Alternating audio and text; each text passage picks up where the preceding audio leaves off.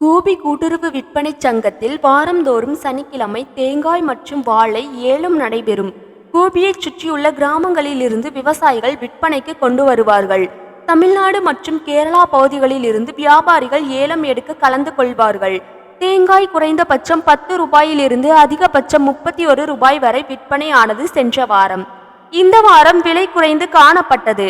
வாழைத்தார் இந்த வாரம் கதலி கிலோ 16 அதிகபட்சம் 33 ரூபாய் வரையிலும், நேந்திரம் குறைந்தபட்சம் ரூபாய் 24 அதிகபட்சம் ரூபாய் 60 வரையிலும், தேன் வாழைத்தார் ரூபாய் 160 ரூபாய் 500 வரையிலும், செவ்வாழை ரூபாய் 240 1540 வரையிலும், தார் ரஸ்தாலி ரூபாய் 170 ரூபாய் 600 வரையிலும் விற்பனையானது. ஆக மொத்தம் 1,04,200 ரூபாய் விற்பனை ஆகிறது.